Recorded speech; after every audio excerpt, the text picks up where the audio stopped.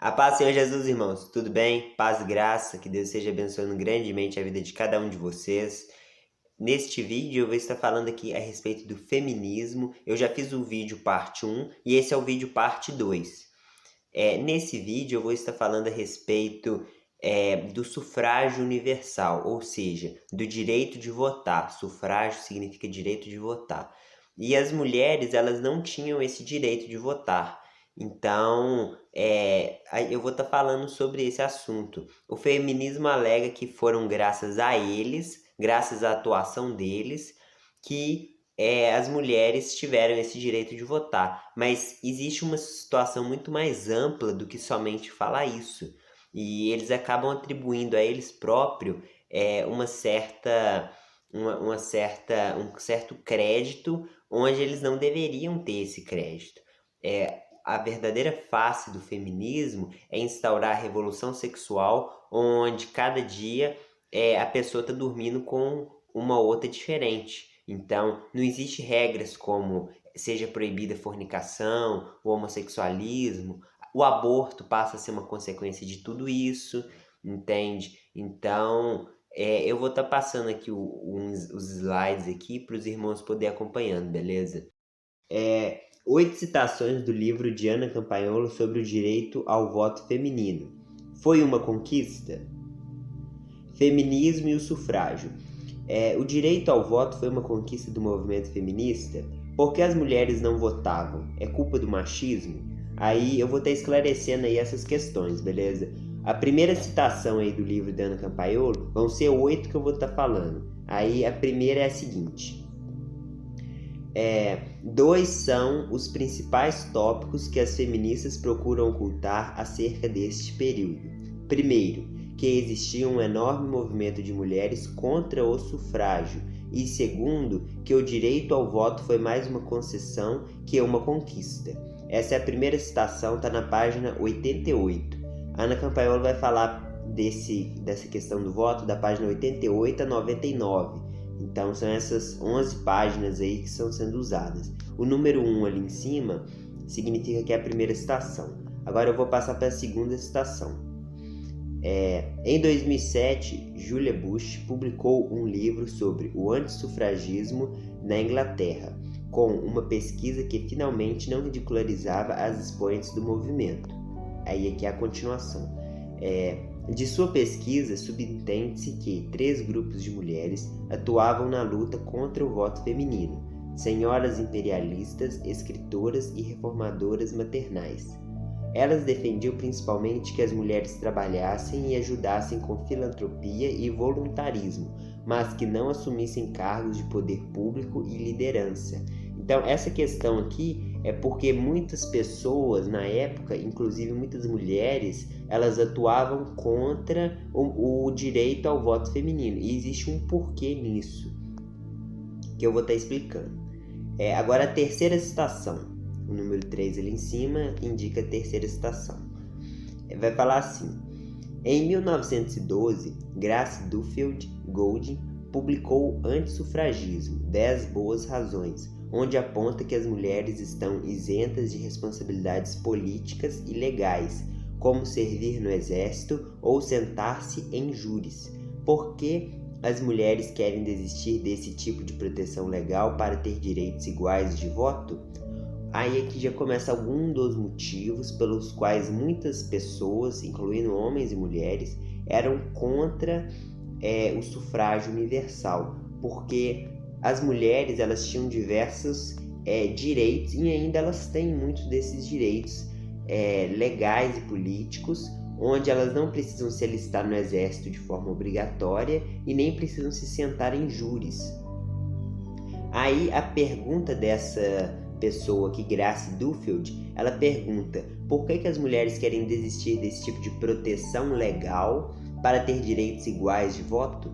Então isso é muito importante a gente entender. Teve uma novela que mostrava com que eu não vou lembrar o nome da novela, mas é como se a novela estivesse incentivando como que no passado, onde só os homens podiam se alistar no exército e ir para a guerra, aí uma mulher vai lá, se alista E aí depois no fim da novela é como se umas 3 ou 4 mulheres foram estimuladas a também se alistar no exército e de alguma forma elas estavam lutando contra o machismo.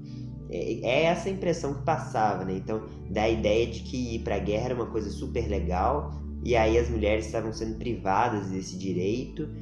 E eu vou lembrar, a novela é Deus Salve o Rei. Não sei se vocês já acompanharam, eu não acompanho novela hoje mais, mas eu cheguei a ver essa novela. Ou seja, querendo gerar uma certa competição entre homens e mulheres. Por que os homens podem ir para a guerra e nós não, né? Era esse tipo de pergunta que aquelas mulheres estavam fazendo, né? E quando na verdade, horas, ninguém quer ir para a guerra, né? Vai porque é obrigado, vai porque tem que defender a nação, né? Agora seguindo aqui as citações, vai falar assim, essa é a 4. É importante, agora é outra citação. É importante ressaltar que realmente, em todo o Ocidente, o direito à cidadania plena, através do voto, estava interligado ao dever de servir ao Estado à disposição do Exército. Estando à disposição do Exército. Eu escrevi errado ali. Essa está na página 91. Então, isso indica que o fato da pessoa poder votar, ela teria que se alistar no Exército. É tipo uma dever e direito, né? A pessoa tinha o dever e ela tinha esse direito. Seguindo, ao receberem o direito ao voto sem a obrigação de alistamento, as mulheres não conquistaram direitos iguais, mas sim direitos desiguais, o que também podemos chamar de privilégio. Elas passaram a ter a oportunidade de escolher um governante sem ter a obrigação de apoiar seu governo, dando a vida pela pátria ou entrando em guerras que ele viesse a começar. Isso está na página 91 e 92. O que isso significa? O que tem a ver o voto com o dever de servir ao exército? Então, o que tem a ver o direito de votar com o dever de servir ao exército, né? Hoje a gente não tem muito essa noção. O que teria a ver, né? É porque, na realidade, quando a gente escolhe um governante, a gente está escolhendo, em primeiro lugar, um líder militar. Então, quando a gente olha, por exemplo, para a Bíblia, a gente vai ver que Davi, Saul, os juízes, Otiniel, Gideão, e depois os reis que seguiram ali governando Judá e Israel, né? Então Roboão, Abias, todos aqueles reis ali, em primeiro lugar eles sempre eram vistos como um líder militar. Então, a partir do momento em que o governante, seja ele um rei, um presidente, ele é visto como um líder militar, teria o direito de votar aqueles que estivessem dispostos a ir para a guerra com ele, entendeu? Tanto é que quando o povo, lá em 1 Samuel 8, pede um rei, a argumentação que eles falam é a seguinte: eles têm um rei para ir adiante deles nas guerras, né? Ou seja, sempre associando a ideia de rei a um guerreiro, né? Então, o próprio depois Samuel, lá em 1 Samuel 9, se eu não me engano, ou 1 Samuel 12, desculpa, vai falar que Samuel se queixando do povo ali, falando que eles estavam errados, que eles haviam trocado Deus, que também é visto como imagem de um guerreiro. Eles trocaram a Deus por um outro rei e fala: vocês tiveram medo de Naás, o Amonita, e tanto é que Saul derrotou Naás, né? Ou seja, sempre o rei associado a uma ideia de guerreiro, uma ideia de alguém que vai ir para o combate à frente do seu povo. Por isso que quando ia escolher um governante, já no tempo aí onde se escolhia presidente, não mais rei, ele também continuou sendo visto como alguém militar. Por isso não faria sentido alguém que não está disposto a ir para a guerra com ele escolher o representante, entende? Então era essa dinâmica que existia. Atualmente, por exemplo, no Brasil, nos Estados Unidos, não existe guerras constantes como existia, por exemplo, nos tempos bíblicos, de Judá, nos tempos de Judá, Israel, ou seja, havia guerra ano em ano, né? Então, ali a gente vê com muita clareza que teria que haver uma distinção de direitos entre homens e mulheres, caso contrário, os homens estariam sendo incentivados a se comportar como mulheres, porque atualmente as mulheres têm os direitos dos homens em votar, mas ao mesmo tempo, quando se fala do dever, pode perguntar para um menino aí de 18, 20, 25 anos de idade se ele teria a coragem de ir para uma guerra, dar a vida pelo país dele. Muito provavelmente ele iria falar não, né? Eu já teve aí um tempo aí que houve rumores aí por conta da Ucrânia e tudo mais, aí o pessoal falando do Brasil e tal, não sei o que, de entrar na guerra e tal. Era só, né, uma hipótese, né, que de uma terceira guerra e tal, não sei o que. Aí todo mundo sempre falaram que tinha medo de ir, que não, que eu não vou, que eu vou fazer isso, que eu vou fugir. Ou seja, é uma baita de uma covardia, é uma cultura de pessoas covardes, né? Mas agora continuando a leitura aqui. Então vocês entenderam, né, que o fato das mulheres ter o direito de votar estava implícito que elas teriam que servir no exército, o que não aconteceu. Agora a citação 6. Isso aqui é um país, né, na Suíça. E aí eu vou estar falando aqui o que aconteceu lá. Na Suíça, um dos países mais desenvolvidos do mundo, as mulheres ainda não possuem um direito de voto geral. Há pouco tempo e em determinado cantão suíço pediram às mulheres para votar sobre a introdução do direito do voto feminino. A maioria decidiu-se contra. Os homens suíços ficaram atônitos, pois julgavam que essa situação indigna era o resultado de sua tutela centenária. Está na página 93 e é uma citação de um livro de Esther Villa, O Homem Domado, página 16. Então, a Ana Campaiolo pegou essa citação e se jogou no livro dela, e eu peguei essa citação e joguei aqui no vídeo, mostrando que muitas pessoas eram contra o voto feminino, né? Inclusive as próprias mulheres. Agora vai continuar. Para a escritora de política sexual Kate Millett, então ela é uma feminista, né? O movimento despojou-se tanto esforço nas décadas pelo sufrágio que acabou minguando e fracassou naquilo que deveria ter sido seu objetivo central: abalar o patriarcado.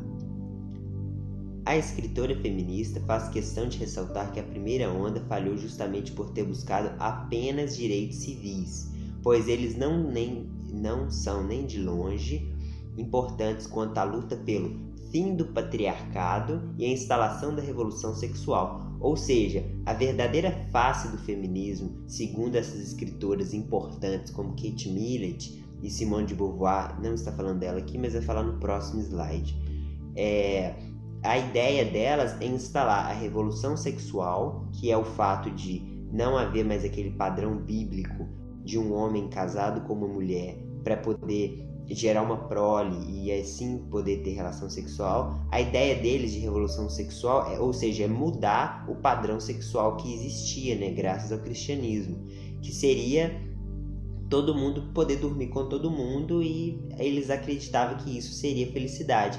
Por isso que muitas pautas como aborto, como a fornicação não ser vista mais como pecado, e tudo isso tem a ver com o feminismo, né? Não é que essa geração nasceu com defeito, né? Ou seja, antigamente todo mundo nascia certinho e aí agora chegou essa geração, tudo estrapalhou, né? Não é isso. É porque o feminismo vem trabalhando através da mídia, através da escola, para instaurar a revolução sexual, e o que de fato está acontecendo, né?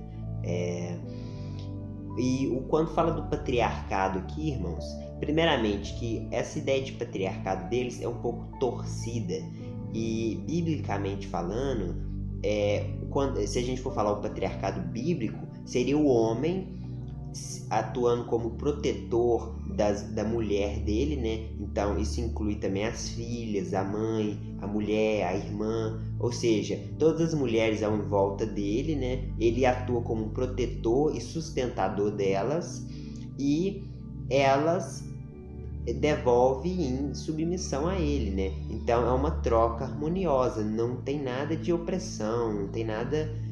Quando Abraão ele protegia Sara, não é que ele estava oprimindo ela, é uma questão de proteção, né? Afinal de contas, se o homem que é parente daquela mulher ele não proteger ela, um outro homem que não tem amor por aquela mulher pode tentar alguma coisa de mal contra ela, né? Então é necessário que os homens protejam as mulheres de outros homens, né? Agora, vamos lá. Agora, no feminismo, no sufrágio, eu vou citar aqui palavras de Simone de Beauvoir.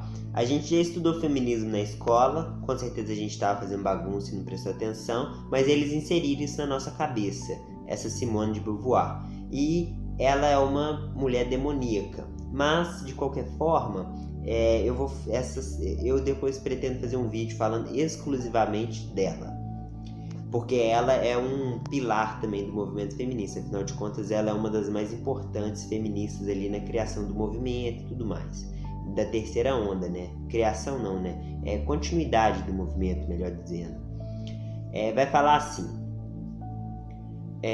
a ação das mulheres por direitos legítimos nunca passou de uma agitação simbólica. Só ganharam que os homens concordaram em lhes conceder. Elas nada tomaram, elas receberam. Recusar a cumplicidade com o homem seria para elas renunciar a todas as vantagens que a aliança pode conferir-lhes. Isso está na página 119. E o que ela disse aqui? Embora ela seja uma mulher toda pervertida, ela conseguiu admitir... Eu esqueci de colocar o livro dela, que é O Segundo Sexo, que é o nome do livro dela. E aí tem a página também. No próximo vídeo eu passo essa referência.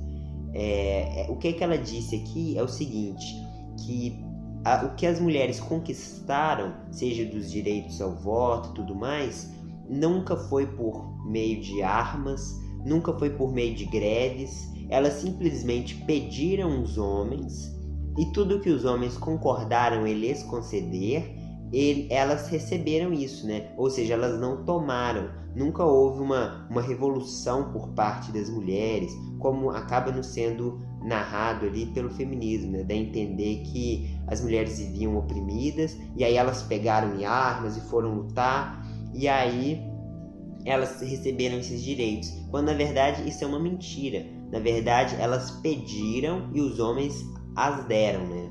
E é interessante a gente entender também sobre essa questão do voto, porque para que pudesse haver o direito ao voto nos Estados Unidos, por exemplo, foi necessária uma guerra sangrenta de 10 anos para que os estadunidenses se desligassem ali da Inglaterra, né, que os Estados Unidos era colônia da Inglaterra, e eles pudessem se tornar ali uma república onde as pessoas poderiam votar, né? Então, os homens começaram votando porque eles foram para a guerra, era como que uma recompensa. Agora, a partir do momento em que um período passou, as mulheres receberam essa questão do voto.